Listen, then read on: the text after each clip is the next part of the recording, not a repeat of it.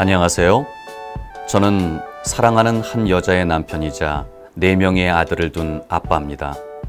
철없던 10대를 보냈고 청년 창업가로서 치열한 20, 30대를 살아왔으며 이제 부록을 넘어 문득 뒤돌아보니 청년의 터널 끝자락에 서 있습니다.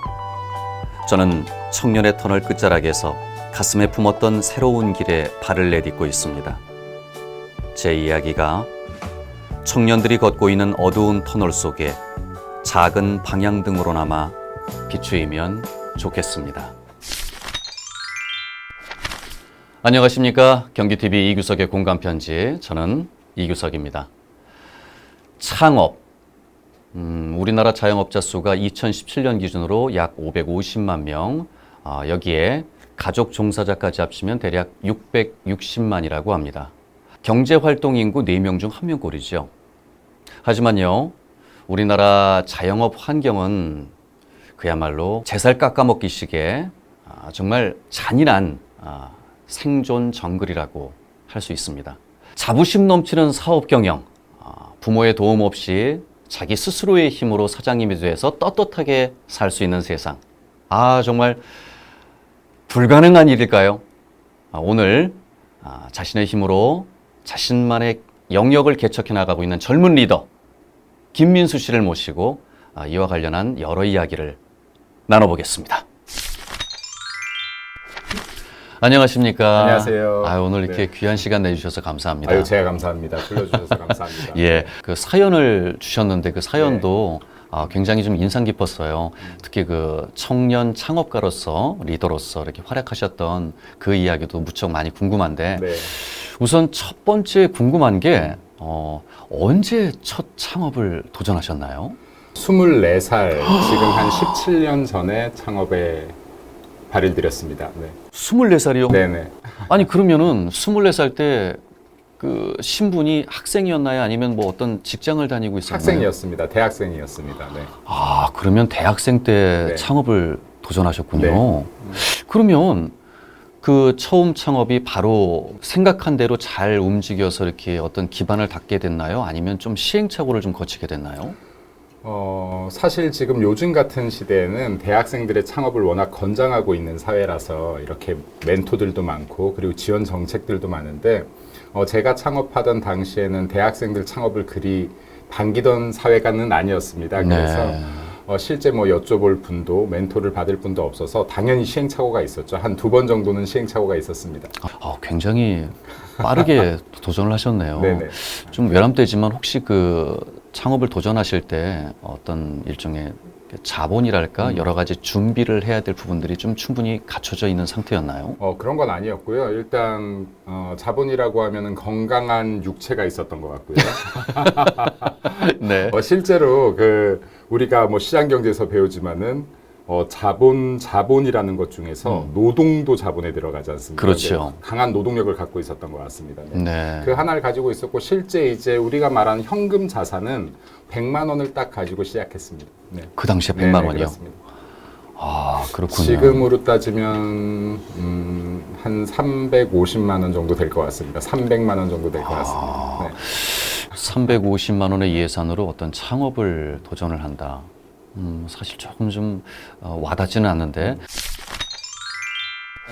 거기에 대한 또 자세한 과정을 좀 듣고 싶습니다. 그러니까 창업의 과정을 좀 설명해 주시죠. 우선은 창업을 뭔가 아이디어가 있어서 이 아이디어를 실현하고자 하는 창업이 있고요.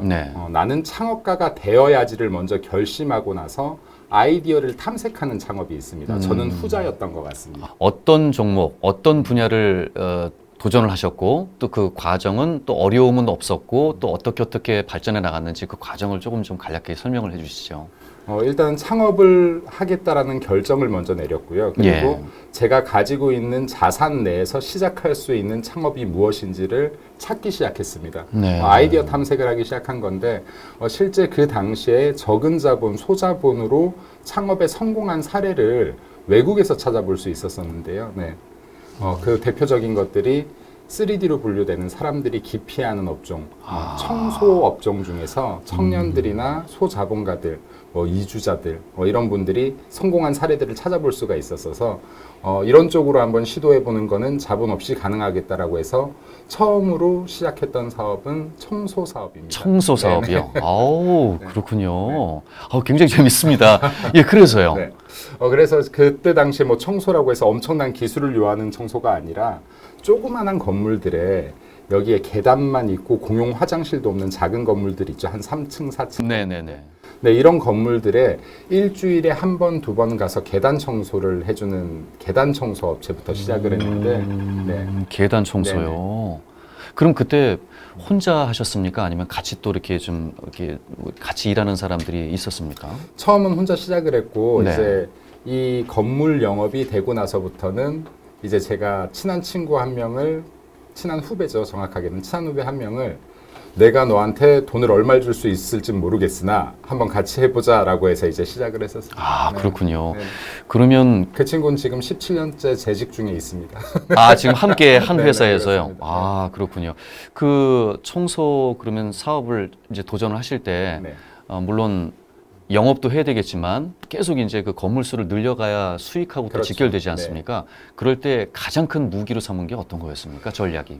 일단은 젊은 친구들이 청소를 한다는 것 자체가 약간 이슈가 됐습니다. 이게 긍정적 이슈는 아니었고 처음에는 쟤네가 무슨 청소를 해, 저 어린애들이 고생이나 해봤어, 이제 이런 편견이 또 있었고요. 그래서 첫 건물을 영업하는 데까지 굉장히 시간이 오래 걸렸습니다. 그렇군요. 일을 맡겨주질 않더라고요. 그 이후에는 저희들이 일을 잘한다고 그 지역에서 이제 소문이 나기 시작했습니다. 네. 그리고 이제 거꾸로 젊은 사람들이 청소를 하지만은 깔끔한 복장이 있고, 그리고 깔끔한 말투와 그리고 매너 이런 것들을 지키다 보니까 여기에서 좀 호응들이 많아서 빠르게 성장했던 것 같습니다. 당시. 네. 그렇게 성장을 네. 해서 어느 규모까지 커졌나요? 당시에는 그 조그만한 건물을 제가 한 100개에서 한 두세 개 모자르는 정도까지 1년이 되지 않은 시간에 이렇게 계약을 수주했던 것 같습니다. 그 정도의 규모라면 눈코뜰 새가 없었겠어요.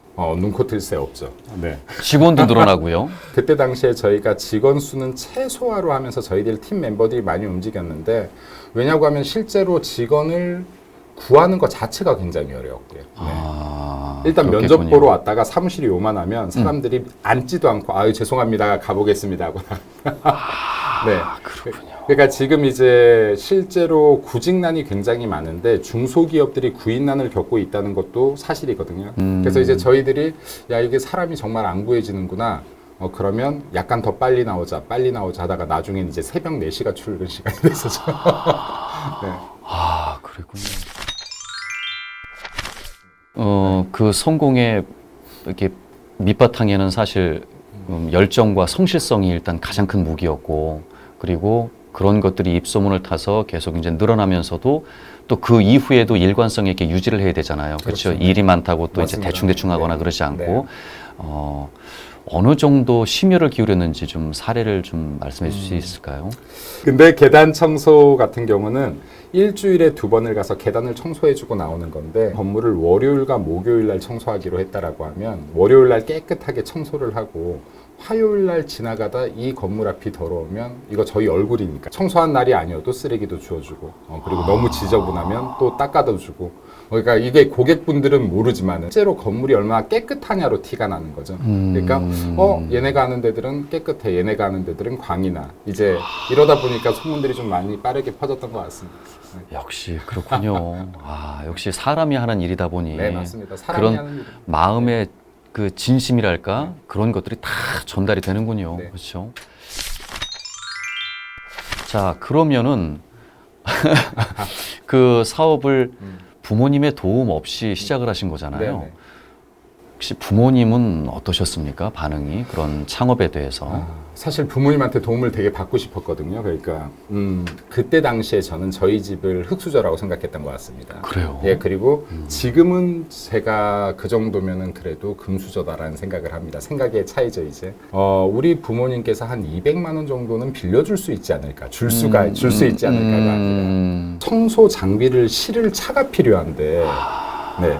이거를 들고 다니자니 이게 너무 번잡스럽기도 하고, 지하철이나 버스에서 사람들 이목을 집중받기도 하고, 그래서 조그만한 차, 네, 이 중고가 한 200만 원 정도 하더라고요. 그래서 부모님께 사업 계획서를 약 40페이지 정도 써서 200만 원만 빌려주시면 제가 3달 후에 갚겠습니다라고 했더니 부모님께서 이 사업 계획서를 보시더니 막 방송 용어 아닌 말로 이렇게 어디 남자가 대걸레를 잡는다는 이런 짓을 할 수가 있냐 하고, 돈도 없지만은 있어도 못 준다. 이거 하기만 하면 호적에서 줄 걷는다고 하시더라고요. 굉장히 네. 반대를 많이 네네, 하셨군요. 반대하셨죠. 그리고 아버지께서 그때 당시에 하셨던 말은 나는 내 아들이 안정적인 삶을 살았으면 좋겠다고요. 그렇죠. 이런 거는 사업이 아니다라고 하셨고, 이제 구급 공무원 시험이라도 봐라. 그렇죠. 그리고 아버지의 기준에서 안정적인 삶이라는 건 공무원이었던 것 같습니다. 아버지가 공무원이세요. 네.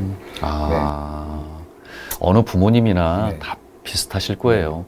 그럼 어떻게 해요? 저 지원을 못 받고 그 과제를 어떻게 해결하셨나요? 그때 사실은 그 아버지 가슴에 약간 대못을 박았을 수도 있는데, 네. 아버지는 내 아들이 안정적인 삶을 살았으면 좋겠다라고 하셨는데, 제가 그때 아버지께 드렸던 말씀이 저는 아버지의 삶이 단 한 번도 안정적이라고 생각해 본 적이 없습니다라고 얘기를 했거든요. 네. 근데 이제 그때 이제 정적이 이렇게 흘렀죠. 정적이 흐르고 제가 그날 짐을 쌌습니다. 짐을 쌌고 그리고 그 차를 구입하기 전까지는 실제로 지하철 버스에도 장비를 들고 다녔고, 나중엔 약간 요령이 생겨서 이제 건물들의 허락을 받고 여기에 좀 비치해 두겠습니다. 뭐, 네, 이런 형태로. 그렇게 해서 결국엔 이제 빠른 시간 내에 일단 성공을 하시고 또 안착을 하셨잖아요. 성공이라고 하기까지는 부끄럽습니다. 네. 그 모습을 지켜보신 부모님은 어떤 또 심경의 변화가 있으셨을까요? 후에? 당연히 있으시죠. 네. 그러니까 그때 당시에 제가 처음에 사무실을 얻었을 때는 100만 원 중에서 70만 원이 사무실 비용으로 들어갔습니다. 왜냐하면 이 공간의 한 2배 정도. 네. 그래서 이제 거기에서 실제로 시작을 했다가 3개월 만에 제가 여기에서 비록 지하이긴 했지만 조금 큰 사무실로 옮겨가게 됐어요. 그랬더니 이제 부모님께서 이 소식을 듣고 찾아오셨더라고요. 여기 사무실에. 네. 근데 사무실에 찾아오셨는데 비록 뭐 지하긴 했지만은 그래도 한 12평, 그때 당시에 12평 정도 되고, 그래도 제 자리, 사장석도 있고 직원 책상도 있고 그 조그만한 소파도 있는.